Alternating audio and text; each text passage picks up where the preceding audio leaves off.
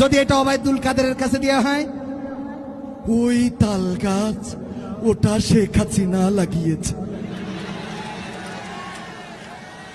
BNP জামাত এটা নিয়ে ষড়যন্ত্র করছে, তাল গাছ আমাদের থাকবে, অন্তত 41 সাল পর্যন্ত থাকবে, এই তাল গাছ দেওয়া হবে না।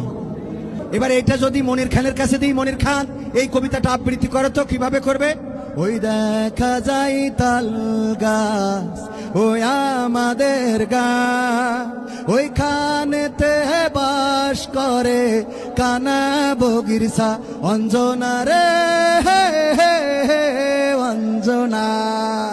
ঠিক না?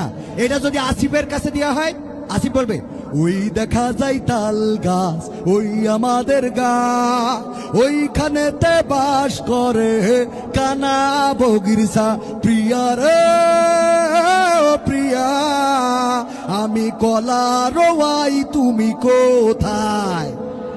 ঠিক তো? এটা যদি হাসানের কাছে দেওয়া হয়, হাসান ব্যান্ডের শিল্পী, ওই দেখা যায় তাল গাছ ওই আমাদের গা, ওইখানে বাস করে এই কানা বগিরসা। ঠিক তো?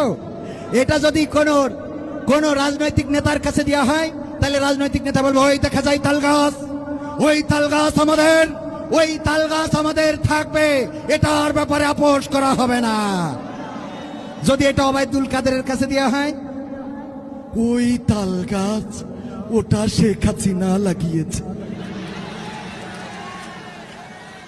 বিএনপি জামাত এটা নিয়ে ষড়যন্ত্র করছে, তাল গাছ আমাদের থাকবে, অন্তত 41 সাল পর্যন্ত থাকবে, এই তাল গাছ দেওয়া হবে না।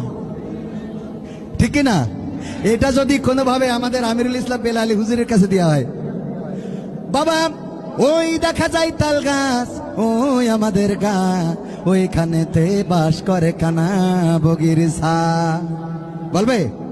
আবার যদি এটা মুজিবার কমিটি শিল্পী ওর কাছে দেওয়া হয়, বলবে ওই দেখা যায় তাল গাছ ওই আমাদের গা, ওইখানেতে বাস করে কানা বগিরসা। তা তোর বাপের কি? তোর 14 গোষ্ঠীর কি? এই সমুদ্রে ছাড়িয়ে তোরা তো জলে খা।